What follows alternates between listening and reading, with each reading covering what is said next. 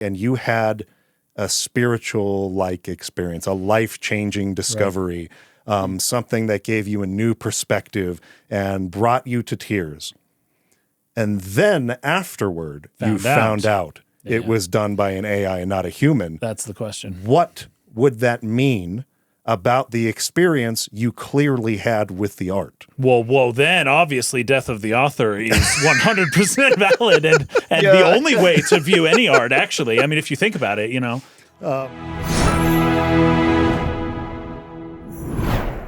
Welcome back to the State of the Art podcast. My name is Mike. My name is Kaysen. Today we have a special guest with us. His name is Daniel Santos.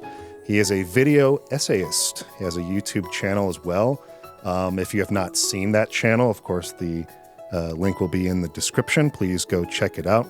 I have watched a bunch of his videos. I've seen him kind of in our comments over the years.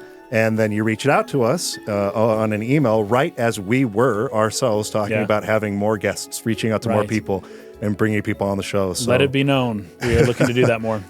So if anybody out there is interested in having a conversation with us, reach out. We're looking for more guests. But Daniel, go ahead and tell us what you do and what kinds of things people can expect on your YouTube channel. Thank you for that.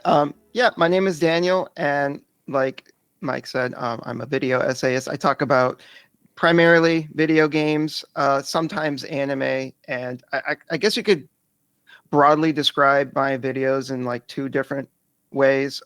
They're either like pure analysis videos, something like my video on Silent Hill 4, and the other type of video I like to make is something I call it narrative videos, which is closer to my Scott Pilgrim video, where it's less.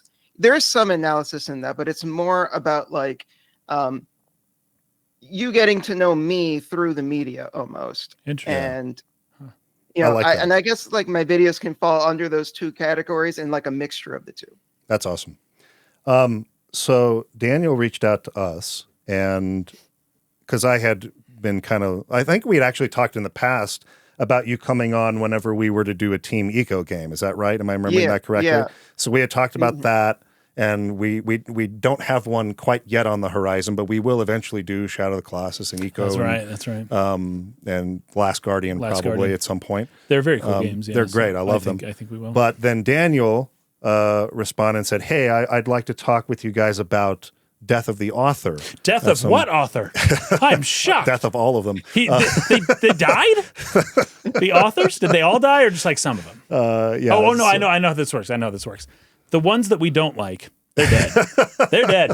But the ones that we like, no, they're cool. They're cool. Yeah, that's how Death of the Author works, by the way. The intention of the author matters for the authors you like and the ones anyway, we'll get way more into this. But what I'm curious to ask you, Daniel, is what sparked this particular topic? Why did you all of a sudden become inspired to reach out and talk about this with us? I hadn't thought about that. This is actually just a topic that I've been thinking about for a long time. I don't think it was any one in particular thing. It's just a topic that I found fascinating over the years. And I think what made me want to talk about it with you guys in particular is because you guys always do that first episode where you dig into the history of each developer, and you explicitly go out of your way to be like, you guys want to know what is it that the developers were thinking when they were making these games. Yeah. And I think because I just had an interest in the topic for a while, it just kind of naturally came to me. Yeah. I mean, that is definitely something we focus on. I always try to understand the intention of a creator. I think the reason why this has become an important part of my process when, doing a deep dive or analyzing something is because I have so much experience in the past, mostly in my late teens and early 20s of, my super conceited, arrogant film critic brain coming down and being like, cynical and skeptical. This is so bad because of blah, blah, blah, blah. And then I would have someone else maybe who would disagree or come, debate that with me, who might have a better understanding of what the authorial intent was. Mm-hmm. And then when the context of that authorial intent was present in my mind, I go, oh, I get what they were going for. That changes my entire view of this thing. That's happened to me a lot. To me so many times that it kind of became the first step of my analytical process. And so it probably seems to our audience that we would be against the concept of death of the author. Right. Why don't we go ahead and define what that is, I guess. Daniel, would you mind explaining for those who don't know what death of the author means, what we're referring to when we say that? Okay. So originally Death of the Author was a essay written by Roland Barthes in 1967. And I think the more colloquial use of the term nowadays is to separate the intentions of the author with their work. And insofar as, let's say you have a book or a poem or what have you, Death of the Author, the main thrust of what it's trying to say is you should not care what the author was going for. The work should speak for itself. Right. And another colloquial use of the term nowadays is it's tethered with the idea of separating the art from the artist, but that has a lot more to do with if the author did something problematic that you don't like. That you just don't like. That's what I'm saying. That's what I'm saying.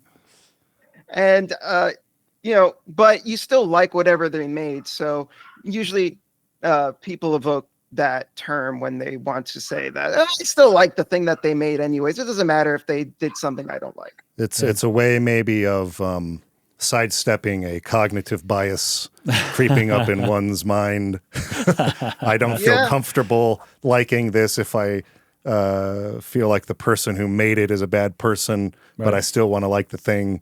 So I'm going to do this very convenient separation in my brain. Yeah, pretty much. Happens all the time. Anyways, go on. Yeah, so now there's two other essays that are written by W.K. Wimsatt and Monroe Beardsley called The Intentional Fallacy and The Affective Fallacy. So these are kind of tethered to Death of the Author in that the intentional fallacy kind of posits the same sort of idea where the intentional fallacy is the idea that if you are trying to look for the intention of the author, what they were trying to go for with their work, you're going about it the wrong way.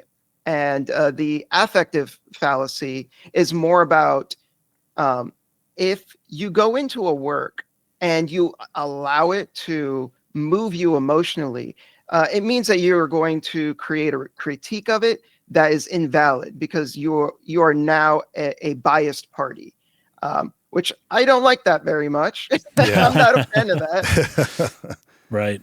Yeah. That's kind of what you were saying, Mike, when you were saying that you would have an opinion on something and somebody would bring up the artist said this, and then it would kind of invalidate your personal experience of the art. And then you would kind of reevaluate and, I guess this is what it means. But does that not limit our experience of art? Is our experience of art a good in of itself, whether or not it's tethered to the author? Yeah. That's, I think, the deeper question here. And it's an interesting question. Yeah, I think it's a great question. And I have a lot of thoughts on it, though I think I'll hold off for a minute until maybe we get through some more of the materials that Daniel has sort of listed here and sort of building our case. Understanding or the case for Death of the Author. Fair enough. What was some of your other notes on that, Daniel? So I think the important context to keep in mind with these essays is one, yes, they are very old, 1967, 1946, 1949. But they were also written with how criticism was being done at the time, which took a very more unbiased sort of objective take. So nowadays, I feel like the way that people write reviews and the way that people criticize works nowadays, it's almost worlds apart compared to how it was done back then. And I think it's also important to remember that when Roland Barthes was writing Death of the Author in 1967, He wasn't thinking about how you could literally message the author on Twitter or something. Right. Sure, that's true. Right. Or hear their thoughts on every minute little, news current event. Sure, that is definitely a complication that they wouldn't have had in mind, where you can know people way more, you think way more personally. What would you think? Yeah, anyway. Yeah, and just speaking personally, I think the idea that you could write a critique that is like 100% unbiased, I just don't believe in that. Like, I just don't think it's something you could do, because even as something as simple as, say, you're going to play a video game with a controller compared to a mouse and keyboard, that in and of itself is a bias. Good point. Yeah. It's like there is no view from nowhere, is I think what Nagel would say, that like the desire to be purely objective and to completely separate ourselves from the experience, which is all that art is it's sort of almost a fool's errand to begin with. It's ultimately futile, and I think the correct thing to do is to acknowledge those to your audience. Yes. But I do think that there is at least a nobility in aspiring to try to not allow those as much as you can to get in the way of this of a little more impartiality, and being open, I guess, is what that means to me. Being open to an opposing viewpoint and not letting your bias shield you from having to wrestle with something from another perspective and try to understand it and try to build empathy.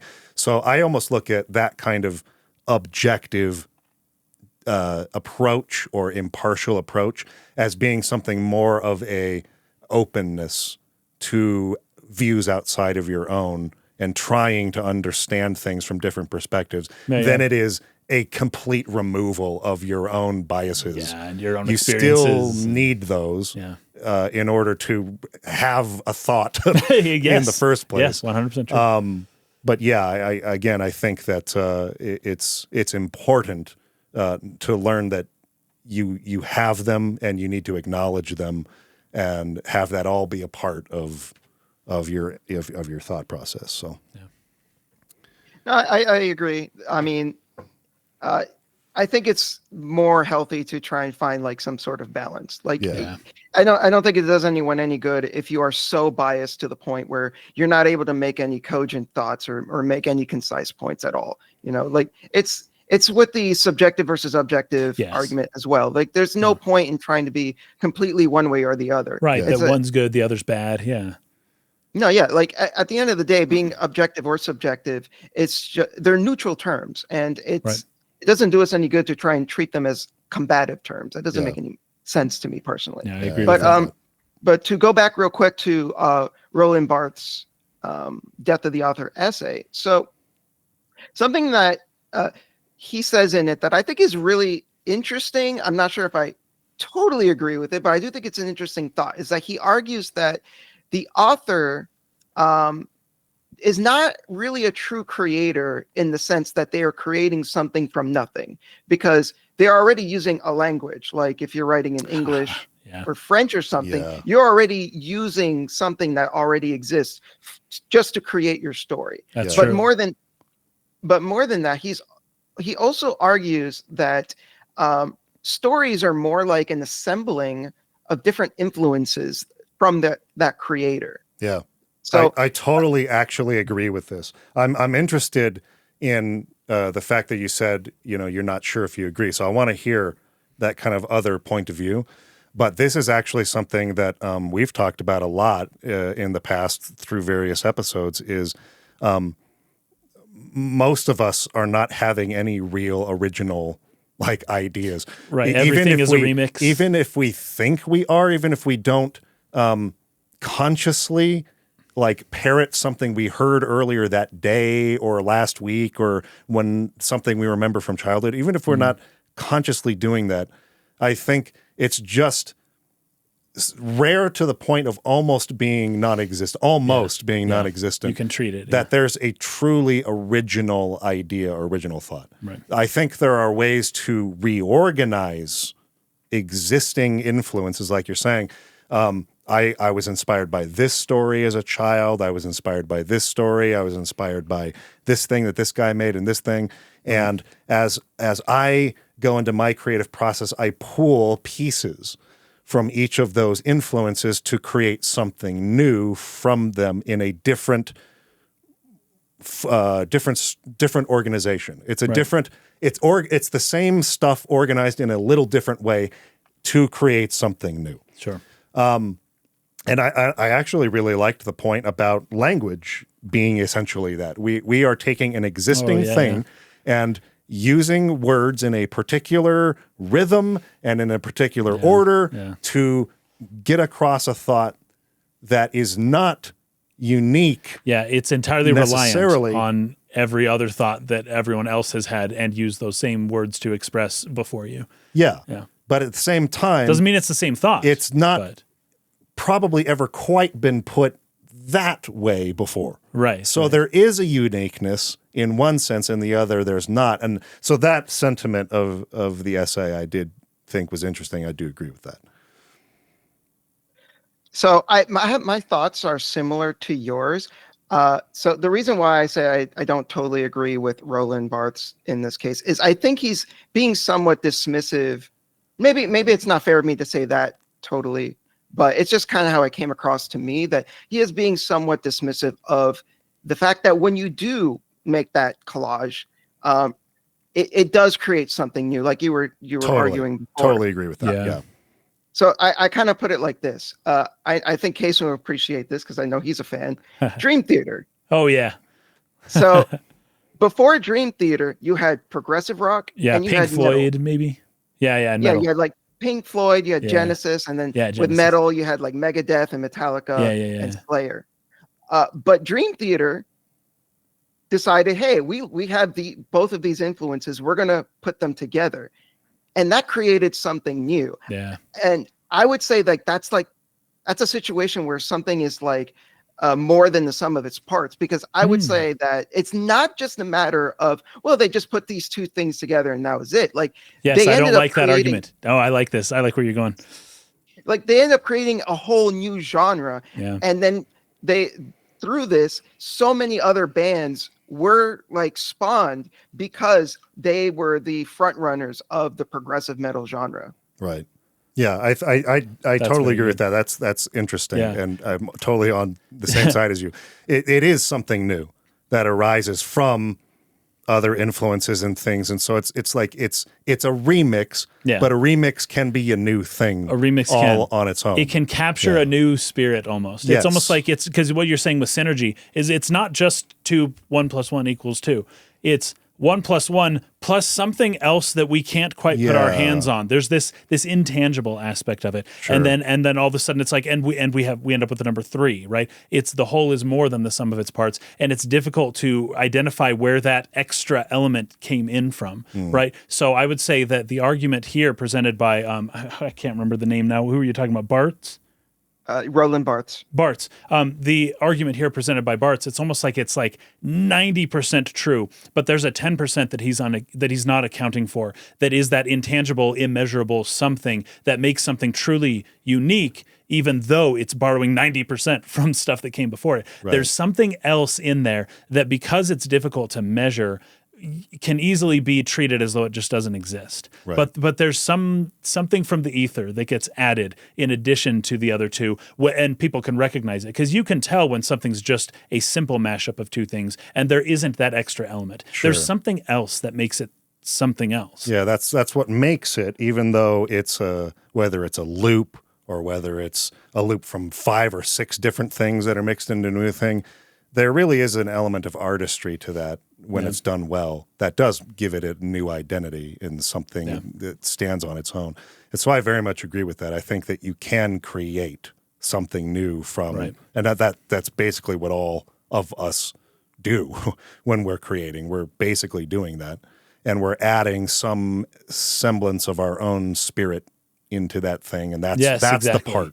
Yeah. It's how we chose to organize those existing influences into something new that makes it interesting still, or maybe not, depending on how good you are. Exactly. Usually not is what I'd say. But Barthes is like 90%. I think I agree with him 90% there. I would say so too. Yeah. I'm interested to hear more about that essay that posits the idea that if you're going into a work seeking for the intention of the author, that you're doing it wrong. I would like to hear more about why I'm doing it wrong. Interesting.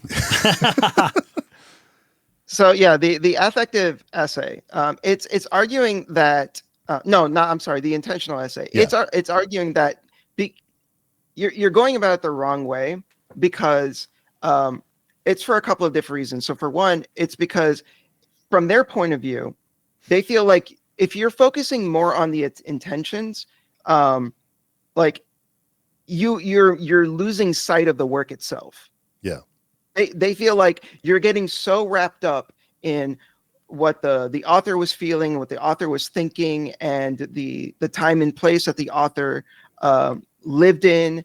You know, like if you're getting too into the weeds of that, you have lost sight of the work itself. I think from their perspective, the work should be timeless, and it shouldn't matter where, like, it shouldn't matter that Shakespeare specifically lived in, whenever, like, I don't have the date in mind, but like 1500s. Well, it was like 1500, late 1500s. Late 1500s. Right.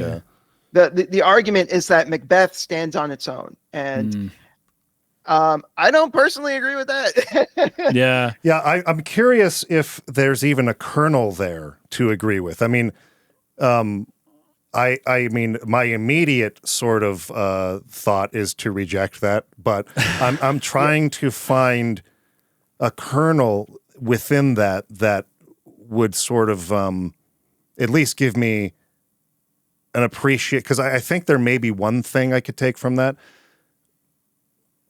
I wonder if I should start here or whether I should. I kind of want to hear Daniel's opinion first, but let me start with this. There are some stories, some works, let's say 2001: A Space Odyssey. Yes. Where the author or director is just like notoriously, purposefully vague. Yeah. They try on purpose to keep their intentions out of the public, knowledge. Yeah. They don't want you to know what they had in mind. They want you to watch it without knowing that and for you to interpret. It's meant to be an interpretive work. And in these cases, I think it's obvious. Like, yes, like I shouldn't go seeking after what Kubrick and Arthur C. Clarke thought.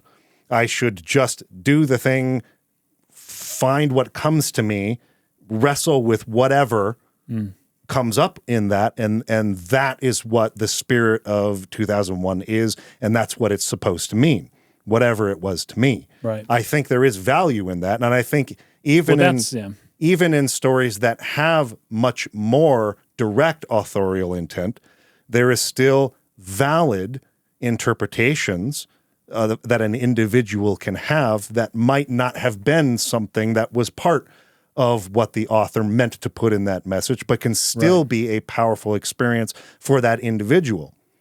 So by no means do I dismiss that either, and nor would I encourage somebody to stop, approaching from their own individual lens, taking something from a work that might be meaningful to them, even if that falls outside of what the author intended.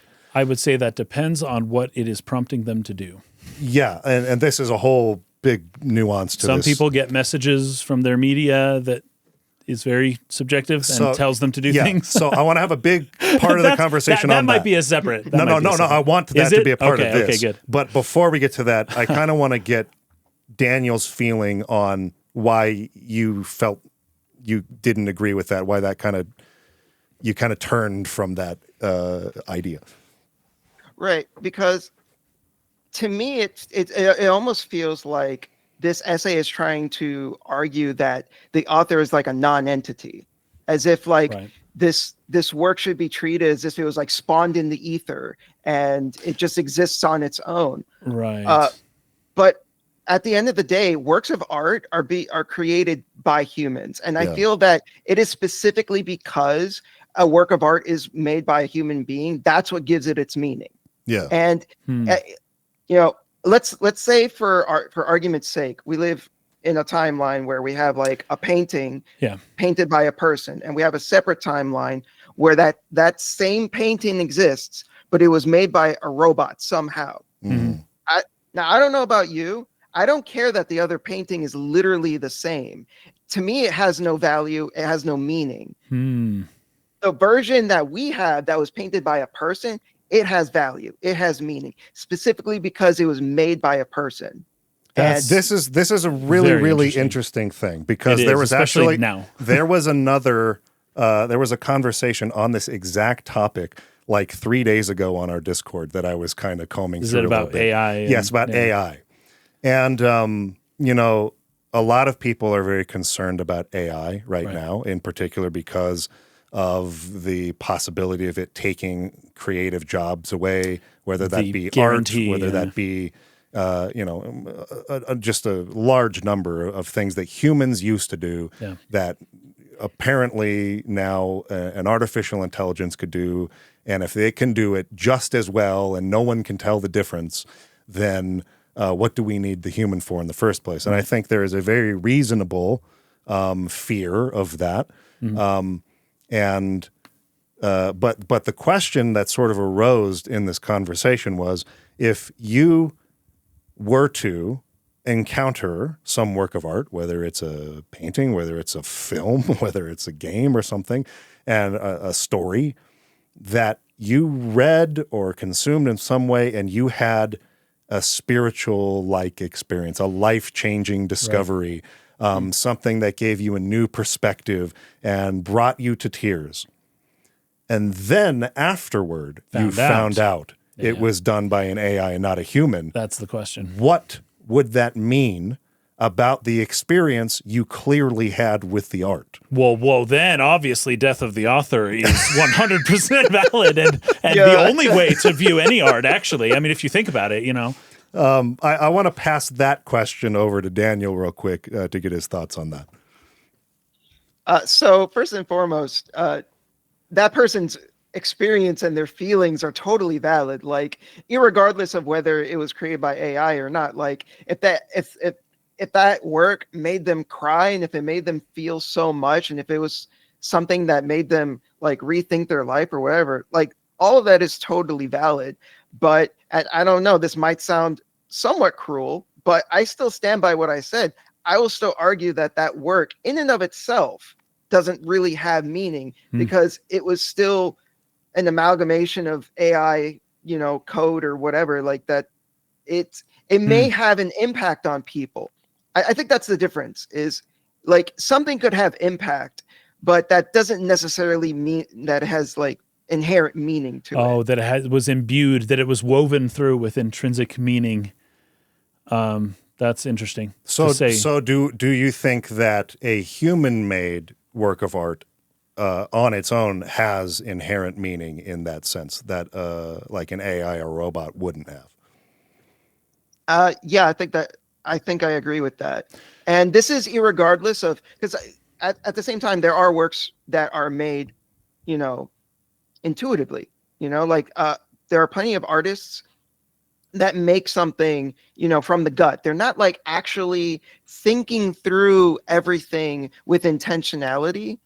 Right. But I don't think that robs the work of its meaning. I would still argue that simply because it was made by that person, or a person rather, that still imbues it with meaning. And I still think it has meaning to it, even if it eludes the author themselves. Like an author could write something, create something, and not really have something in mind, and it could still be brimming with meaning that the author themselves is unaware of. What are your feelings on that, Case? And do you think? So it's such a good point. I have thought about this before. It sucks to be you if you got fooled by a robot into crying. But that's like, I'm not being serious about that. So I think when we talked before about Bart's kind of idea that everything you're doing is just pieces that were borrowed previously that are arranged up into a collage, and that's accurate, except that in instances of high good art that the rest of the community finds, is attracted to, that there's often this extra 10%, this extra element of something that makes it more than just the sum of its parts. I think that our ability to know how the AI, I know they don't know exactly how it does it, but they do have a pretty good idea based on that 2017 paper of how the LLMs are going about what they're doing. that we still don't know exactly how the human brain necessarily works. And some people say, oh, it works the same way, but it's like, no, but you're ignoring the immeasurables, right? Unless AI has found a way to break into that ether, to bring in that extra meaning, to create this synergy. Otherwise, it is just literally nothing more than the sum of its parts. And it can still be cool. It can still look, interesting and whatnot. Just like they say, if you put a monkey in a room with a typewriter for 1 billion years, eventually he'll write Shakespeare. And then it will be Shakespeare. And you're like, oh my gosh, this is Shakespeare. Look at this. This is a book. A monkey wrote it after 1 billion years of sitting in a room on a typewriter. But it's not Shakespeare. It's a completely random collection of letters that was not written by Shakespeare. And also, I don't know if that's technically, I don't know if even after 100 billion years that a monkey hitting a keyboard would create Shakespeare. They say that eventually it would happen. But no matter what you do or say, unless you are purposefully deceptive, in the case of the people that you're saying, oh, they didn't know it was made by a robot until later, you can deceive people into thinking, I can write something and trick people into thinking Shakespeare wrote it. And it might even have meaning. But it's like it's a lie. It's like false. It was not written by Shakespeare. It was written by this monkey. It's a copy. It's a simulacra. It's in some cases you could even say a cheap simulacra of what would otherwise be the real thing, despite the fact that it's just letters on the page. That being said, I don't know if I have had an emotional reaction to something made by a computer. I don't know. I probably have, and death of the author in that case. That's what I'm going with. I'm sold now. Barth's got me. So this is a really fun direction that this has gone into. I don't think we planned on about the AI element of this, but I think it is relevant for our time more so than it was for the time of some of these essayists. Oh, I have to bring up one other thing because I just now thought of this. Okay. People don't think that Shakespeare actually wrote most of his plays. A lot of people think that there was a ghostwriter. Sure. Some people think Francis Bacon. Some people think other Sure. people from that era actually wrote for him. Sure. We have very few that's examples. wild. I know. It's weird. I don't know if it's true or not, but there is a big theory, a big conspiracy out there Sure. that Shakespeare didn't even write his works. That adds an element adds to a this. whole nother element Yeah. to this whole thing. Okay. Yet even still, they were written by a human with deep emotions that we can connect Before with. we go into that rabbit hole, I have a different one I want to explore first. Okay. I'm curious to know from your perspectives. I'll ask you both this. I'll go to Daniel first. What is it about the human-made thing that gives it its inherent meaning? Man, you're really putting me on the spot with that one. I ask because that was the claim that you made there. One has inherent meaning because it was made by a human. One does not because it was not made by a human. It was made by a set of code or a computer, a robot, whatever. So what is it about the human piece that has inherent meaning, and what is that inherent meaning to you? I think it's the intentionality. I think it's because we as human beings are conscious of our existence. We are conscious because like an animal is not like they're alive, obviously, and but like they do most of everything that they do is like through instinct. They're a gopher is not going to appreciate Mozart like the same way we do, and because we are aware of our own existence, we are able to do things with a level of intentionality that nothing else can. And I think that's what makes us unique. And I think that's what makes our art unique. So even if we create a robot or an AI or whatever that is able to replicate what we've created, because that robot, because that AI, there's no spark in there, right? Like there's no light bulb inside that's like granting them the same level of self-awareness that we do. It's just following orders essentially. So that's my argument. Because of. So you're talking about consciousness. Consciousness is the thing. Sure. Sure. Do you believe in a soul, or are you more consciousness is something we don't really know what it is, but that is something that exists. Okay. How much should I say here? Mm, okay, to be perfectly honest, no, I don't believe in the concept of a soul. Okay. So So it's not that. Huh? So it's not that gives the human-made thing its inherent meaning. It's not a human soul, but it is whatever consciousness is. Right. Because we don't know truly what consciousness is, I guess. Like Right. there is like some sort of ineffable like quality to consciousness that we don't really like fully understand. There's like an X factor, I guess you could say. So yeah, like I do understand the idea of like applying a soul to this, because even I like will say sometimes like, oh, that feels very soulful. Yeah. Sure. So like there's I don't believe like every little thing in existence can be quantified, right? And I think consciousness is one of those things. Like you can't just write up an equation or something and this is consciousness. Like it doesn't work that way. So there's just certain like mysteries and things in our existence that we don't have a real concrete answer for. And I think this might be one of those things as well, like even outside of like consciousness, like what gives like art its meaning. Like I said, I think it's like intentionality, and I think it's, that person putting their everything into it, but like there's still like that there's that extra something there that like I don't have like the words to fully like explain it. Like it just is, I guess. Which Something might be a little no. This is actually really interesting because there does seem to be something ineffable, something people can't describe. Yeah. When they come at it from this angle, they have a hard time kind of articulating, but there is something there. And I think it's in the same way that you can't describe what consciousness is. You can't describe this concept of the intentionality of that individual being a part of the art appreciation process. So before I pass it to Kaysen, I just have to ask, did you just out yourself as being a intention of the author guy? Is that where you fall on this debate? You're not into Death of the Author. I guess so, maybe. I'm still thinking about it, man. Okay. I'm still undecided. Okay. Well, we're all undecided. We're working through this together. Now, I want to ask you, what is it that you think gives a human-made piece of art its inherent meaning, or do you believe that? Yeah, no, I do. But I don't.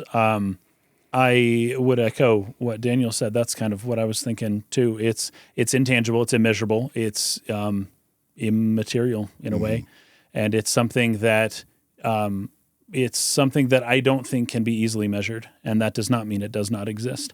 But that, and this is just how humans are. For whatever reason, humans just don't seem to care much about art that is not made by a person. No one cares about art no more. No one cares about art no more. Oh, sigh. So, art, if it's not made by a person, and I think our recent AI stuff has kind of shown that you can get a lot of it and people will still like use it. A lot of companies are using it for different things. It's big for marketing. Cheap art often can be easily replaced by this kind of stuff. But people, when you're appreciating art for itself or for the purpose towards which it directs you, that's usually not what companies are trying to sell a product, right? And AI will help magnificently in their endeavor to hack the human mind and to force it to buy things that it otherwise doesn't need and would never buy. It is a great tool for profit. It is not a great tool for the creation of good art. Yes. I think it just seems to be the case that people don't care much about art. As soon as they find out that it was made by a computer, they stop caring about it. To use that analogy, that you had brought up previously, and I'm not saying everybody. There will be people in the comments who say, no, I know my favorite art Sonic robot, and I still love it. Totally cool.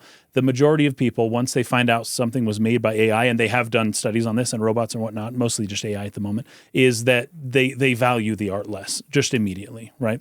And that hints that there's something, even if there was a hint, a facsimile, a simulacra of a connection that was happening there due to the AI's ability to take other meaningful constituents and then package it up together as something that maybe you identified something in that painting that was meaningful. Well, that part the AI got from a human. In fact, almost everything the AI gets, basically everything the AI gets, is from a human. So it will still present you things that will have that humanity behind them. Right, it will still have it behind them, but as soon as people find out that it was made by not a human, they don't value it anymore. The value becomes basically nothing, and that is something the AI is working to basically do: is make art obsolete, something like that. It'll just be like it can do things so efficiently and so cheaply and so using other elements that appear meaningful to a lot of people that it will, diminish kind of the value of art. Because here's the other part: is how do you know? Let's say somebody said, okay, an AI made this, and then people say, oh, that's not good anymore. And then they say, ha, psych, a human made this. Oh, okay. Oh, I thought so. I thought it looked like a human. Okay. No, just kidding. An AI made it. And then just go back and forth the whole time. No, but seriously. Or just because you can be convinced into this kind of stuff. Like music nowadays. We talked about this recently with, like the image of like Kesha back 15 years ago, and how she was an engineered phenomena. That was not genuine. Yeah, that avatar. Was a person who was making lots of money being somebody who doesn't exist, basically. Persona, yeah. Yeah. And to what value was all of the music that everybody got out of that, right? Well, when the whole thing is revealed to be essentially a scam, that does cause you to kind of reflect on what exactly all of that meant for you in general. Mm-hmm. But the purpose of art is for human connection. And the reason why humans maybe don't value art as soon as we find out that it wasn't made by a human is because that's what we're actually going for. We're not just appreciating art for its own sake, in which case AI will do magnificently. We're appreciating art for the fact that it has this unusual ability to bring people together in the admiration of beauty and this like collective unity that we all share together. And when that's missing, and sometimes people can tell it's missing, sometimes people can't, but when it ultimately is revealed to be missing, it loses its value. Yeah. And that's the reason why we value art, I think, at least in general. It points us towards something higher. And AI can possibly do something like that, but it would only do so at the direction of other humans who are saying, hey, by the way, there's this other thing, do it like this more. And then the AI will maybe be able to do something like it, but it would still lead back to humans at some point. Okay, now that I have heard both of your very well articulated opinions on this, I have so many things to respond to.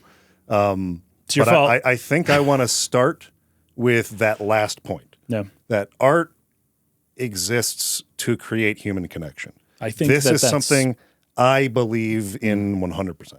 Yeah. I mean, the humans created art in the first place. I think so. And the reason they did that was to share their thoughts and feelings and opinions or their ideas with others. This is also the reason why I can never buy fully into death of the author. Because the reason the thing was made in the first place was to express the perspective of an individual and share that with other people. Right. So at the same time, I find myself in this weird paradox land where I do, at least in some respects, understand the value of divorcing the author's thoughts from a work.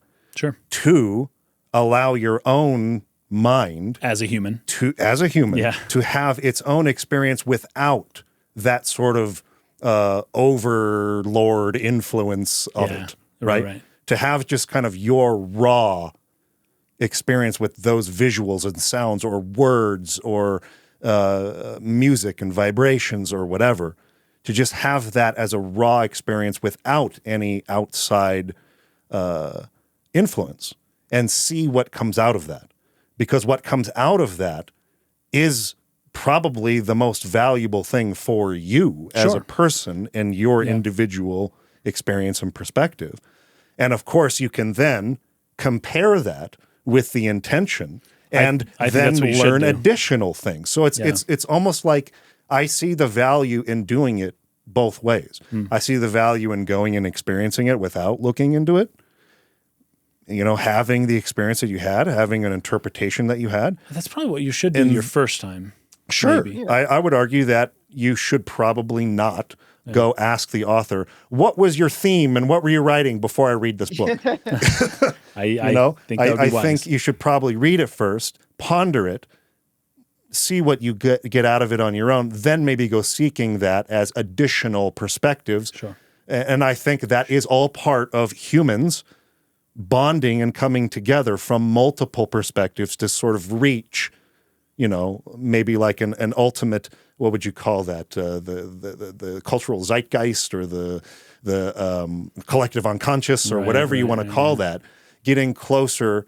What is that term? The wisdom of the crowds? Yeah, wisdom of the a little crowds. bit of that too, right? Like you can have something uniquely individual in your own experience with this thing that is really personal and valuable to you. And you can also learn from the wisdom of the crowds. Right. And that requires both. It requires a divorce from the outside influence to have the personal experience, and then the influence of the outside in order to grow that personal experience into something even more than it was on its own in solitude. And so that might sound like I think Daniel used the term fence sitting before we started here, and nobody likes fence sitters. Everyone hates them. And I've been accused of that many, many points in my life. Yeah. But I really do think two things can be true as well, and many times is. Now, as for the AI side of this discussion, that's the fun part, because none of us know what we're talking about. Real quick, Mike. Go ahead. I want to ask you something. Have you ever played Disco Elysium? I have not yet, and it is way high on the list of things for us to do. If you're a fence sitter, be ready for that game to kind of like make fun of you a lot. Oh dear. I've been told a little bit about that. Yeah, I have a whole. I don't know when, if ever. It's definitely not today. Rant I could go on about how people who are maybe more politically neutral or who try to see multiple perspectives are categorized as this fence sitter who can't make choices. I think it creates a stereotype that totally misses the point and actually is completely wrong. But that's a whole different argument to have another time.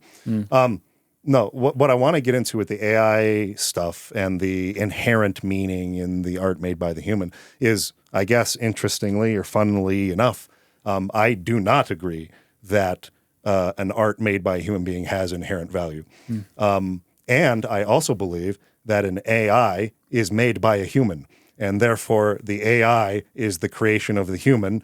Which means it has. Which means that whatever inherent value made by art by a human is there somewhere. Yeah. It's like the AI's a mediator in between a bunch of humans and another human. It has been designed to understand, of course, in its primitive form currently, it's not there. We can all look at AI art and recognize that wasn't made by a human. It doesn't understand.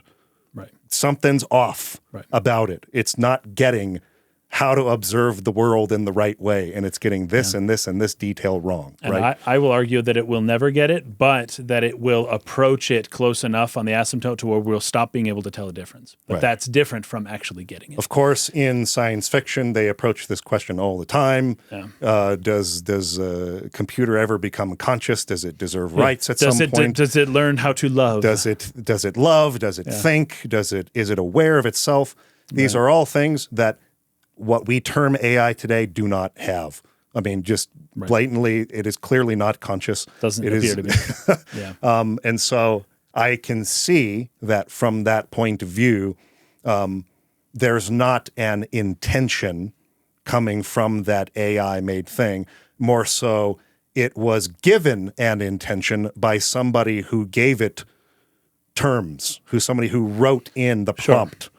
So you're looking at a mirror. You're looking at, if you are telling AI to generate an image and that generates something and you think that's beautiful, it is like it's your own input that is being It was reflected still back to an you. input It's like a reflection by a human being, yeah. and the AI still had to study the art of other human beings. For now, although once the internet gets flooded with AI art, Yeah. it'll be a few Studying layers. itself. Oh, that's Yeah. they call That's a that good the point, echo feedback loop. Yeah. Where eventually AI could go wild if all of a sudden everything on the internet is made by AI Yeah. And it's training on its own output. Anyways, Yes. that's a whole different thing. But anyway, so there's all of this stuff that is obviously part of a nuanced discussion on this. Yeah. But my belief is that there is no inherent. It's very important, that word inherent meaning in something created by a human. How do you know that? Because I don't know that. Oh. It's the same way that we don't know if there is I know. inherent meaning. Exactly, because So it's immeasurable. Yeah. I'm saying that my belief is that there is not. My belief is that meaning comes from within your own head. That's death of the author. And I know this is why this is such a freaking paradox conundrum thing for me, because I don't believe there is inherent meaning in the universe. Right. I was going to say that's what it all comes down to. A human being has to look at it and discover a pattern and go, that pattern means something, and then tell that pattern to someone else. Right. But like, does the pattern in and of itself actually mean that? Well, it certainly didn't mean what the ancients looking at the stars thought it meant when they were talking about. But I wouldn't say certainly. It certainly doesn't mean it literally. Like it. Like I see what you mean. You Like know what I'm Orion saying? is Like these fighting characters yeah. didn't literally exist. And literally, gotcha. you know what I'm saying? Yeah. The meaning you're talking about, which does exist, is more in the interpretation. And that's exactly what I'm saying started here in a person's brain. It had to be, the meaning had to be interpreted by an individual. It did not exist out there to begin with, is my position. Right. Yeah. No, and I agree with that. Do you agree? Okay, then I'm ahead. different. Go ahead, Daniel. I differ from you too. No, I want to hear that. I throw a white glove at But you. we haven't gone to Daniel for a second. So Okay. I want to hear your thought on that. No, it's interesting how you were talking about it, because I hadn't like thought about it from that perspective. But you are right. Like I agree. Like I don't think that there is inherent meaning in the universe. Like the only reason why anything has meaning, I feel, is because we attribute that meaning. Sure. So like you said, like if someone is finding, because humans are insanely good at connecting the dots and finding patterns, and we are like, how many times have we heard like that story about like the old lady who sees like Jesus in a potato chip or whatever, or like, toast, right. or or toast, Pancakes. Yeah. and then like, it goes for $1 million on eBay. Yeah. Like that is that person attributing meaning where arguably there isn't none, but I think that's a little bit different, because we're talking about we're talking about like just the reality is like an ocean of chaos is the best way I could put it. And I feel like we're just doing our best. We're crashing against the waves, and we're doing our best to make sense out of everything. So I feel like there's a bit of a comfort where we can create something of our own. We are creating our own art, and it makes sense to us because we made it. And I feel like there's like a comfort in that. And I feel like the meaning that we find in the stuff that we create is a little bit maybe different from like, and this idea of like the universe having like an intrinsic meaning to it. Sure. I want to pass it to Kaysen in 1 second, because I want to hear about your thoughts on inherent meaning. But one thing I want to add to my perspective on not believing there is inherent meaning in the universe, and that pattern in the coffee that looked like Jesus isn't actually Jesus. Are you sure? I'm just kidding. Good argument. I thought you were going to say FK in the coffee. Oh, what? I thought he was going to say FK in the coffee. Oh, no. What I'm saying is that the thing I want to add to that thought is that does not remove the beautiful experience that person had seeing that pattern and having an inspiration, Right. a spark that gave them some hope or that comforted them or that gave them an idea or that moved them in some way, that is not meaningless. That is extremely meaningful. In fact, it is the most meaningful thing for that person in their individual paradigm of existence. It moved them to something. Right. That is full of meaning. So while I might say there is no inherent meaning in that swirly pattern, it still has meaning because that individual saw, processed, had a spark of inspiration, and it moved them. That's real. That means something that is absolutely valuable. And so this is why, in one sense, death of the author makes so much sense to me. And I will go on, but like going back to what we said at the beginning, art is created by a human for the purpose of sharing and bonding. That means intention has to be part of the art equation. You can't throw that out. But you also can't throw out the fact that that person saw that unique thing and that moved them, that gave them hope to do something in their life. That also is important. And so both of these things are part of the art equation. It's not you're doing it wrong if you're doing this and you have to do this side, or you're wrong if you're not considering this. Okay, now I pass it back to you to talk about inherent meaning in the universe. Oh, I don't have a ton other than that tension there, the fact that they both are important, yet somehow difficult to reconcile. That tension alone, in my opinion, evokes the idea that there is something else intangible that exists. Sure. Right? That somehow can bridge this distinction, but that we don't have access to and I can't tell. Right? Okay. That kind of thing. But yeah, humans recognize patterns because patterns exist, and patterns are based on other patterns that exist that come all the way down to the what would you call it, emergent quantum level of whatever patterns those are based on that generate patterns. There's some pattern generating mechanism to the universe, and also even if you think that the universe is entirely deterministic, then from the Big Bang to this lady seeing Jesus in her cup of coffee, either was intentional or came about through some means that made it inevitably the result. But it's difficult for me to not posit intentionality to the universe when we have no idea how the universe could have started, and the only examples we ever have of any system being initiated is through intentionality. Is that first there is an intention to do something, then the thing gets done. Yeah. And it's difficult to go all the way back to no one can explain why this ball of matter all of a sudden exploded, and now the universe shows up with Jesus in people's coffee. Like, no one can explain that other than, well, there's a random universe generating mechanism that just generates them all the time. Okay, that you're positing another system to explain the system. At some point, and this is Gödel's incompleteness theorem, or this is maybe some of Heisenberg's stuff as well. At some point, you have to jump out of the system to explain what initiated the system. That's how a bootloader works. That's how my computer works. It can run all sorts of systems once it's on, but something has to go in and push on. Sound like you were going to say something there, Daniel. No, I just think it's funny that we went from like death I of know. the author Okay. to AI Yeah. to like, God. Jesus and coffee. Man, you guys are awesome. Well, this is funny because we are literally 2 notes deep into this 20-note document that we're supposed to get in through. And also, I think I have a way to get us back on track. Well, I just have one last thing to say, which is that I too am a fence sitter. I too know what it's like to pull splinters out from behind because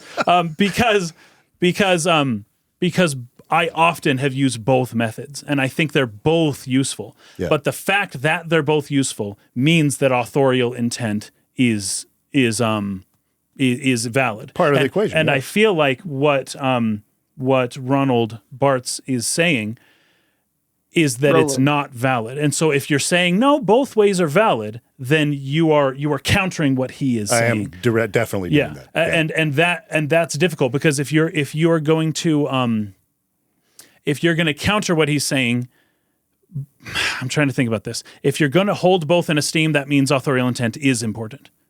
And anyways, maybe that's where we're going here, is that I can counter him while at the same time being like, no, his method's perfectly valid. It's just not the only one, because there is authorial intent and you've got to factor it in.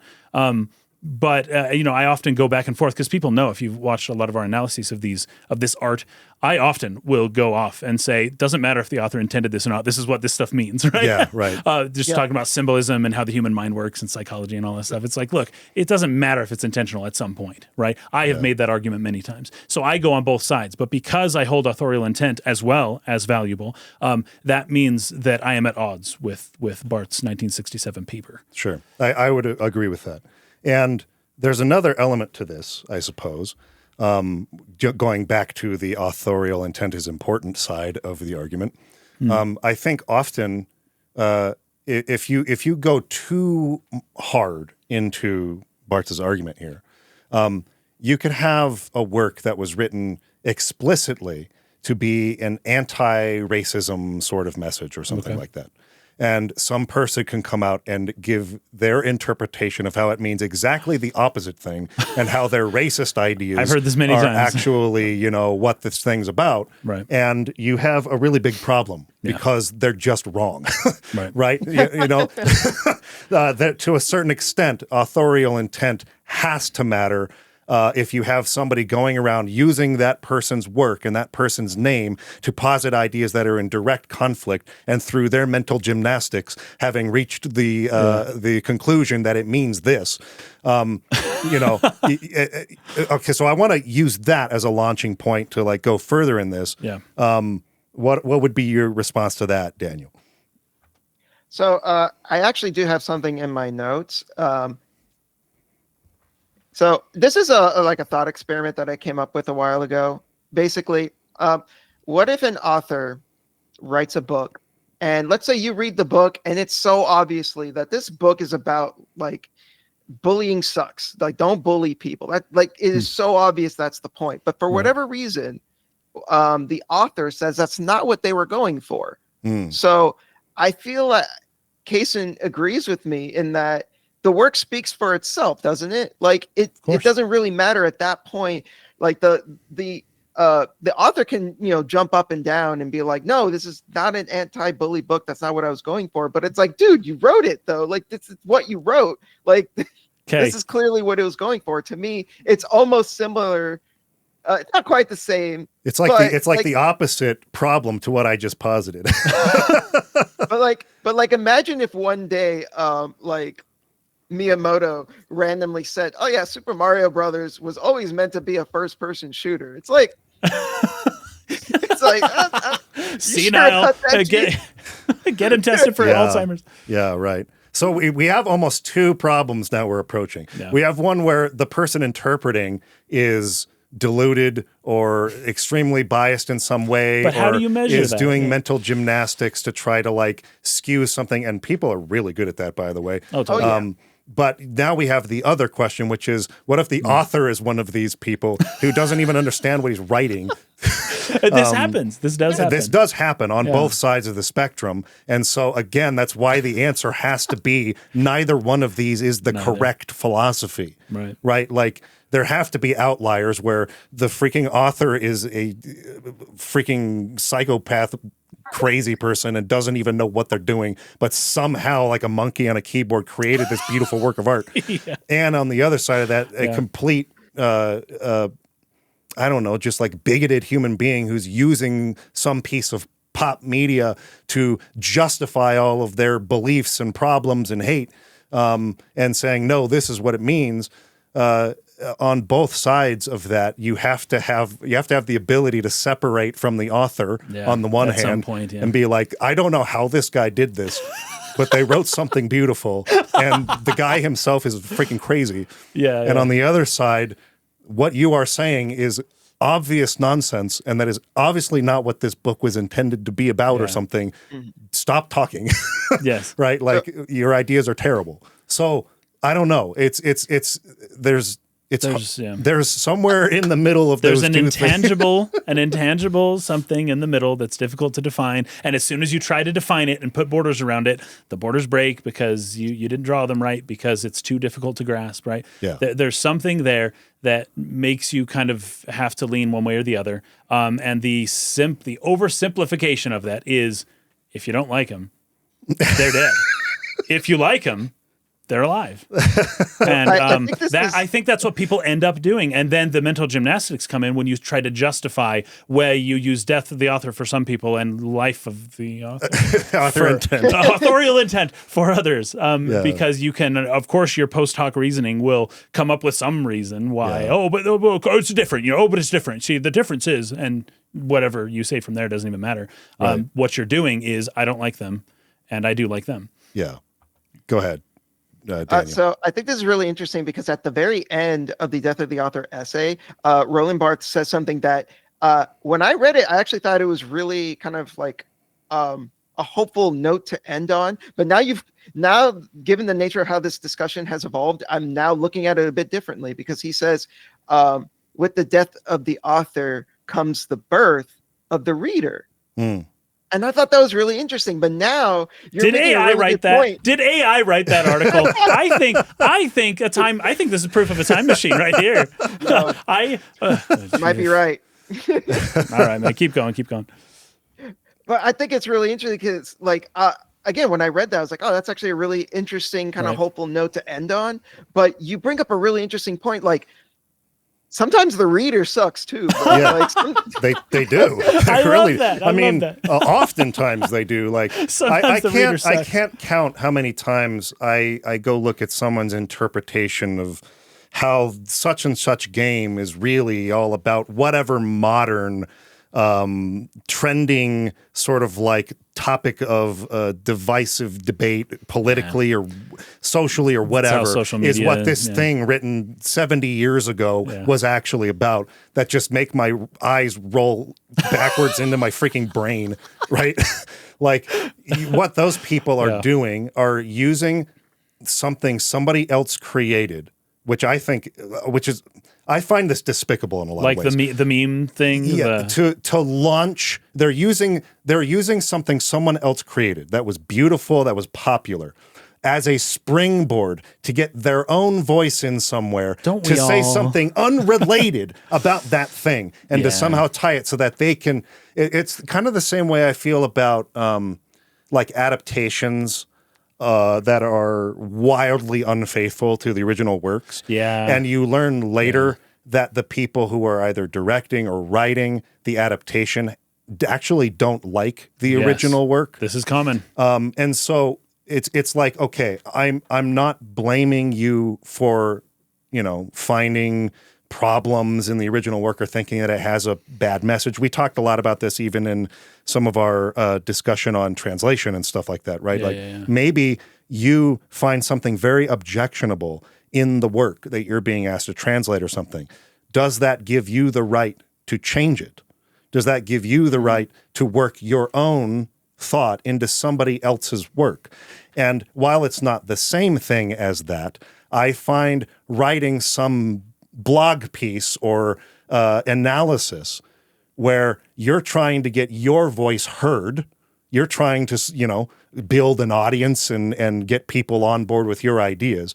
You then co-opt someone else's art and try to, I keep using the word mental gymnastics, but like essentially just reverse engineer and co-opt that thing and then make it into what you want to actually say, which is what you're really out here to do, and use that as an excuse because people search that term to sort of take that art and make it your own. I find that objectionable. I find that really despicable to a certain sense.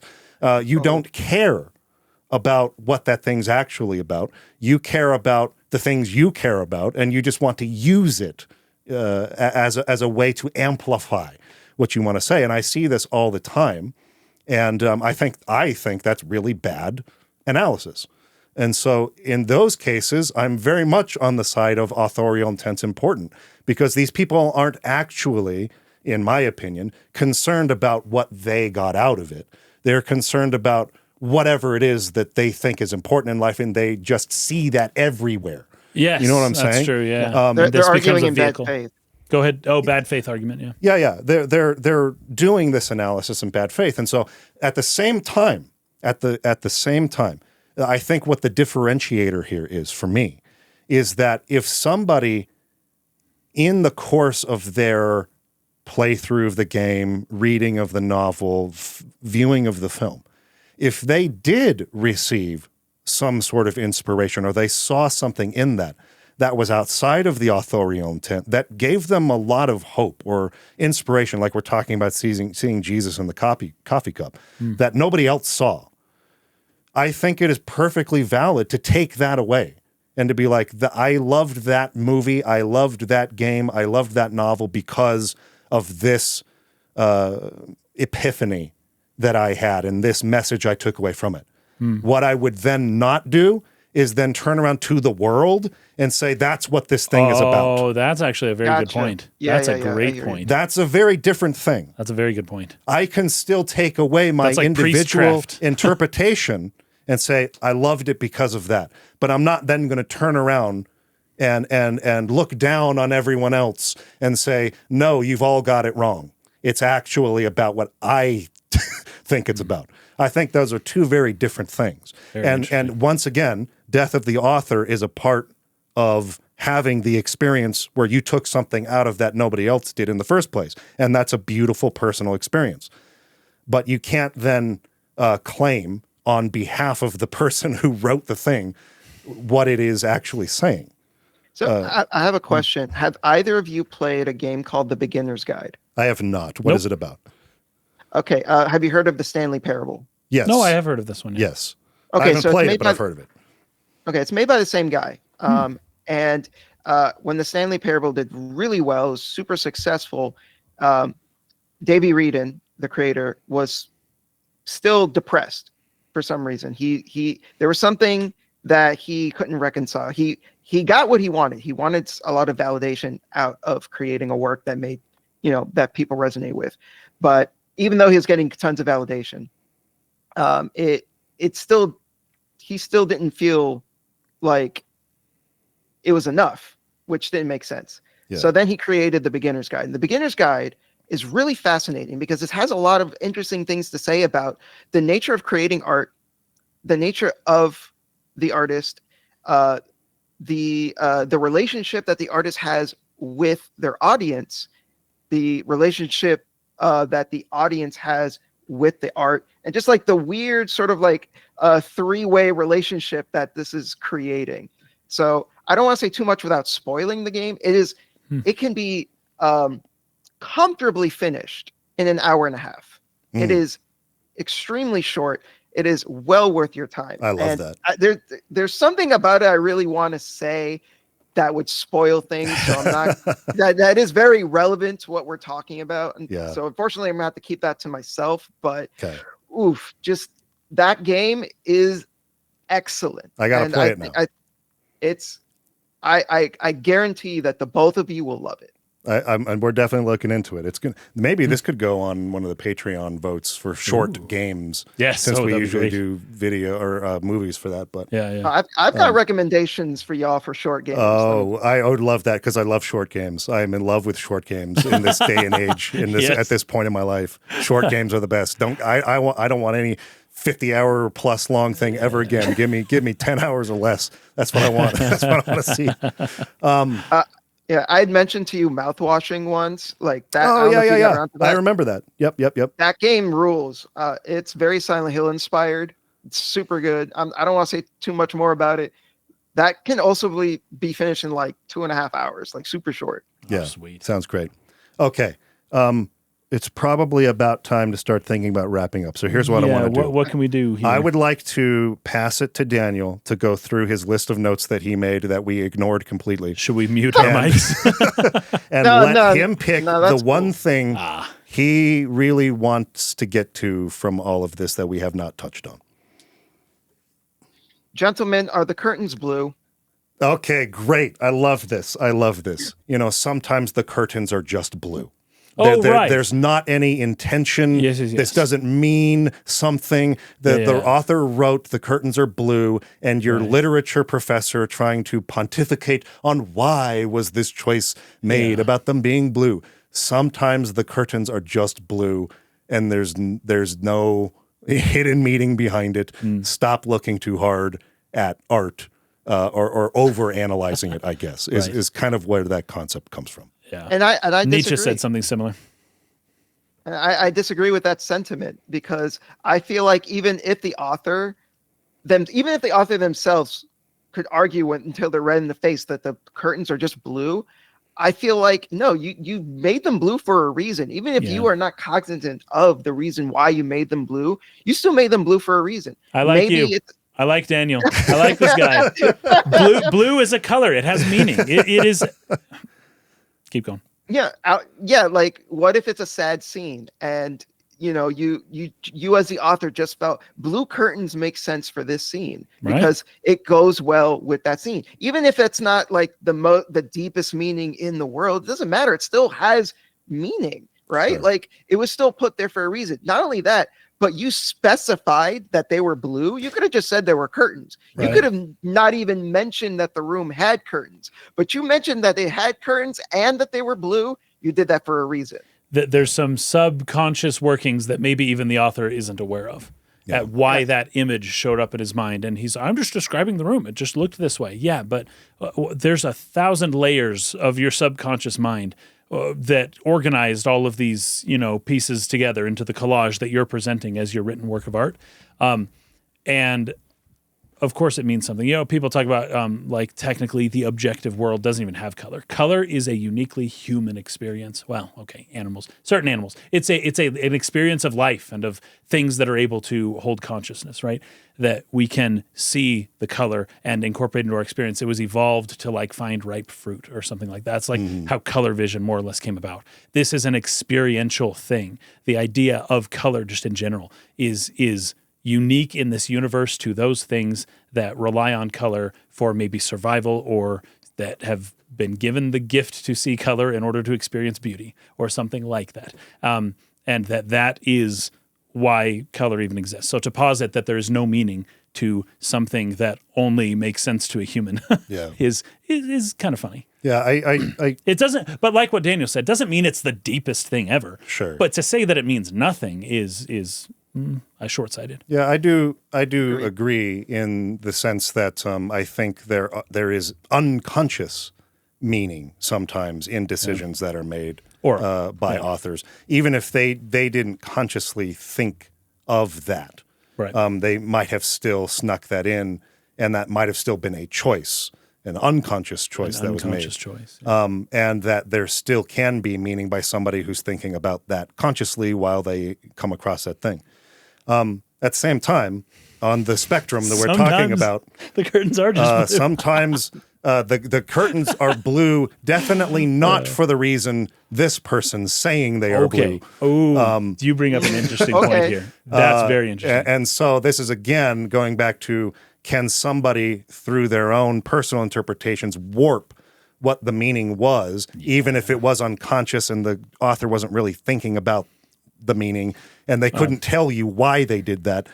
It definitely wasn't because what you're saying. You know what I'm saying? And so again, there's this sort of spectrum or balance between there is a meaning there, even if they didn't mean to put a meaning there. Ooh, nice. And that's true and valid, and that can still really give someone a profound personal experience, that detail being a part of it, even if they didn't really think too hard about it. But at the same time, again, taking that and going and trying to pronounce, this is what it means, everyone, as you are teaching a class or as you are doing professional analysis or on some kind of stage or platform in front of people, trying to give them a deeper of appreciation of the art or something like that. If you are actively working against something the author intended with your interpretation, I do think that there is maybe a line being crossed at a certain point, and that it's very convenient at that point to then call for death of the author Very convenient. And I have a little bit of trouble with that kind of exercise personally. But well, this brings up a whole another topic that we don't have to talk about much, but that I feel like should be brought up, which is, what does authorial intent even mean if we're incorporating the unconscious mind? Sure. Which is also dipping down into this collective unconscious, which is more or less just the milieu in which they were raised, which extends all the way out to a ton of different things that they learned as a baby that they're not even cognizant of. When we say intention of the author, are we referring to the 4% of the brain that actually intentionally does things, or are we referring maybe also to the 96% of the brain that it performs functions for which your conscious mind is completely unaware? Automated. So, like, that just what does authorial intent even mean in that way? So in some ways, this is fascinating, because in some ways, Roland Barthes' argument can be made through authorial intent. It's like you're going through, the author was the conduit, but also it just like you go right through him into his deep mind, which is the reptilian brain, that's like, oh, but actually this was a dinosaur's idea 100 million years ago. Like, you go all the way back into the deepest like brainstem parts, and it's like, is that the author? Well, I say, yes, it's still the author. The author is the conduit through which is passing through.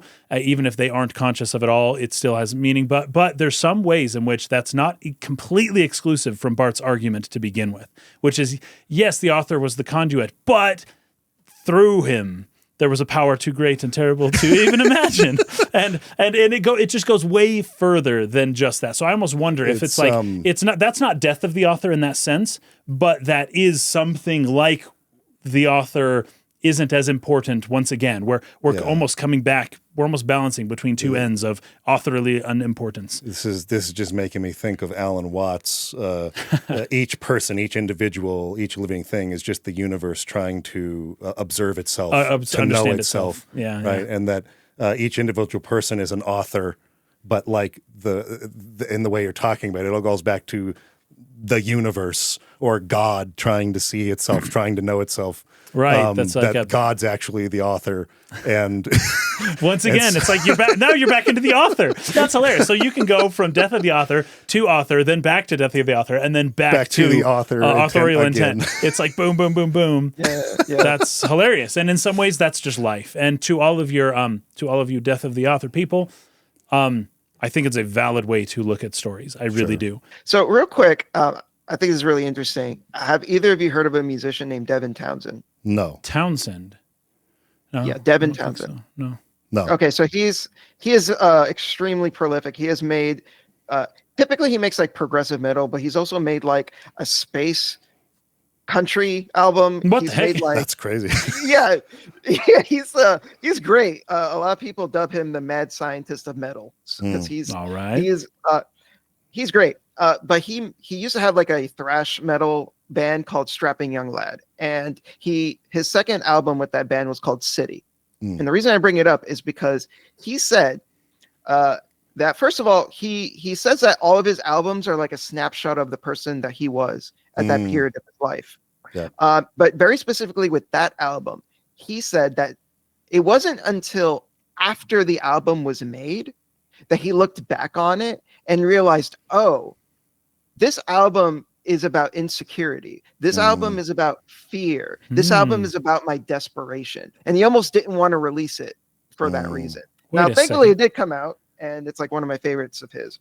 I was thinking about what you were saying, and I'm like that, goes back to, whether or not when the author is creating something with intention, or whether they're making something through like gut intuition, and with Devin, I feel like his work is laced with so much meaning. Like, you listen to his music and you feel it, but like, does it really matter? Like in that moment, if he was like really consciously thinking about what everything specifically meant, like, I don't know. Like, I think his work still is great. And I feel like it doesn't take away the meaning of the work, even if it wasn't made with intention, because I like the psychological angle that you were taking with Kaysen, because there's so many like subconscious layers of the subconscious that go into making something that, like, sometimes we do things and we ourselves don't even understand why we're doing these things. Right. And it's because,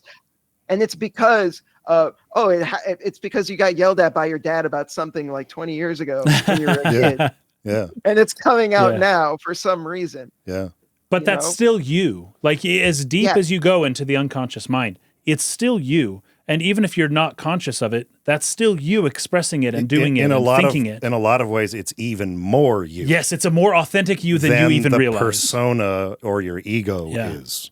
A lot of times we use our persona or our ego to sort of hide. To mask, or mask parts about us we don't like. That's true. That are who we actually are. And so I love this point that you're bringing up, Daniel, because there often is a lot of unintentional intention in what an artist makes when they're really getting into the raw parts of themselves, that they say, hey, you know what? I didn't even mean to do that, but that's what I was doing. And now I realize that. Now post hoc, now doing a post-mortem on my process there for making that, I realized this is what I was doing. Yeah. And so that's why I say when we talk about whether the curtains are blue, sometimes even if they didn't consciously have a reason for doing that, there can be something underneath that. Right. And even if they don't realize what it is, somebody else who's, I don't know, maybe trauma-informed in a certain way, can recognize what the person was unconsciously doing, and they may be totally right. And then some people are, like I said, they're totally just wrong. looking for what they want to talk about or what they want to see in everything, and this is not good analysis. And so, anyway. This also reminds me of Sam Lake, though, when we covered Alan Wake. Yeah. Sam Lake was also talked about how he'll write a story not really knowing where it's going, and he'll put it out there, and he says he'll find out what it means later. I do really like that. He's still the author, and his intent still matters. Yeah. But I do like that he tried, judge ye on how successful he did or not, but he tried not to be so hands-on with the meaning and intentional about it. He tried to craft a work that he could present to people that they could find meaning in and of themselves, without necessarily him dictating what the meaning is or ought to be. Sure. I think that's probably my biggest takeaway is just don't dictate stuff when you're talking about Don't art. be a dictator, guys. Don't be a dick. Don't dictate, and don't be a dictator. Yeah. In your approach to art analysis, art literacy, and in participating in what it's created for, which is connection with other human beings. Right. I think it's important not to dictate what that thing is as much as to share your personal experience with it and then to make real attempts to understand those of others. Right. And that includes the author. Yes. In my opinion. It has to.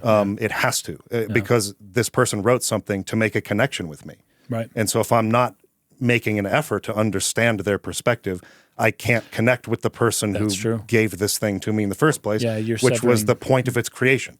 That's actually really good, because you can become solipsistic and isolated, and we can all become atomized if we only take our own personal interpretations of art as valid. Yeah. Then it's like, well, we aren't having the same experience with art. There would have to be some type of unity that we're participating towards that actually binds us together. Right. This is how people are bound together, isn't just to each other. This is what I was mentioning about the intangible, the immaterial. There's some other invisible thing that we're like, that's like, it could be an idea. Like you and me both share a similar idea, and we both share the idea and we grasp it, and we're united because we're both like, maybe working towards this goal or something like that. And it's abstract, it's intangible, but that's what actually unites us. We're bound by this invisible thing that exists somewhere in the space between us, and that isn't just necessarily, like me and you connecting over nothing. It's always over something. Right. There's always some extra purpose or some reason for that connection.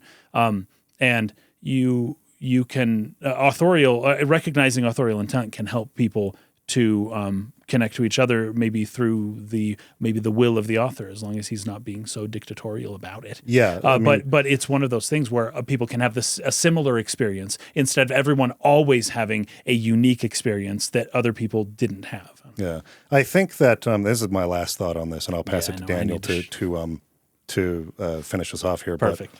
But I think that over the years of having this YouTube channel, both seeing observing and participating in arguments about art, that generally that has been sort of the cause of the disconnect. Right. It's like the difference between me bonding with this person over this art and arguing and having the opposite experience is either one party or both taking an air of dictating what this thing is, and either using authorial intent to give supplementing it can go both ways. Evidence to their argument, or using death of the author to essentially justify their point of view.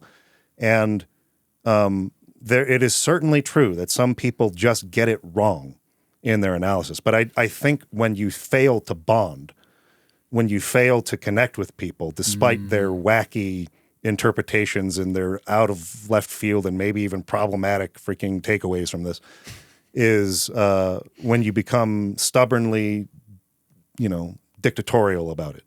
No, this is what it is for this, and this reason, whatever those reasons are. And I think that something that I want to do better myself moving into the future, just in general about discourse, not even just about art, is developing the skill to be able, I guess it's the humility and the openness, really. The humility and the openness to hear something that really grinds against what I would think is right or correct, or that disturbs me, what you're saying, and to be able to dissolve that and let it pass away and not let that get in the way of having a healthy conversation where people can learn from each other rather than standing or grandstanding, I should say, on a certain principle, even if you're right about it, and letting it turn into something that divides rather than disconnects bonds. people. Yeah. That's the true authorial intent, is connected with people. Okay, there might be some author who's like, I'm writing this to divide. This is my purpose. And okay, that's possible. Once again, there's like a caveat to basically every argument There when really we get is. into the There weeds really here. is. But all right, Daniel, let's hear it. All right, let's hear you, Daniel. How should we sign this off? Well, I hope this hasn't dissuaded you from your episode 1 dev deep dives, because I love those, man. I was gonna say, we got to keep doing them, right? Yeah, we'll keep doing them for sure. I like the approach. Yeah. Yeah. I mean, I think at the end of the day, there's never going to be a one-size-fits-all answer that is going to reconcile how everyone feels about this. Art is messy, and I think that's how it should be. There's never like going to be a completely correct answer to all of these, and that's how it should be. I think the more that people come in with their own takes and interpretations and have their own views on art and express them, I think that's generally a good thing. Even if we have some, bad eggs in the basket, it happens. Well, that's all part of it. I mean, that's all part of the human experience. It's messy. It's confrontational, and that's all part of it. You got to realize that. But again, getting back down to the individual level, how do you optimize your experience in life? Right. At least my opinion is openness. Not taking stuff too personally, not taking yourself too seriously. I really struggle with that one. That's how all my problems get started. Yeah. All my arguments are based on the fact I'm taking myself too seriously in that moment. That's funny. So anyway. I think also when people are giving their interpretation of art, just recognizing that it's art, and be charitable to whatever interpretation people get because it's meaningful to them. Yeah. And two things can be true at once. It can have a singular unifying meaning to it, as well as 1,000 different other meanings to it that other people grasp onto and other people don't get. But just be sensitive to how other people read art, whether they do practice the death of the author theory or not. Or not. Because both ways can be valid. Yeah. All right, dudes. It was a great conversation. I had a lot of fun. I did not see it going this direction, and I hope we didn't get too far away from your notes there.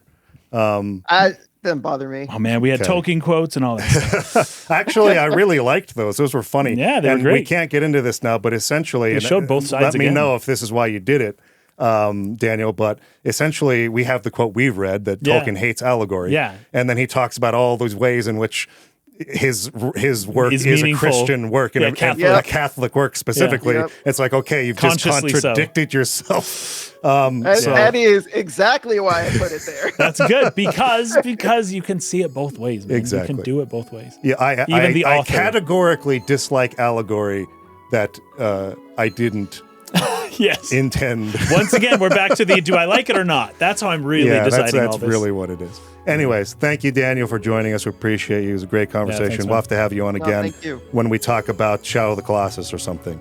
Awesome. So we'll keep you in mind. But thanks for coming on. Go check out his channel, everybody. We'll leave a link in the description, and we'll see you again next time. Peace out.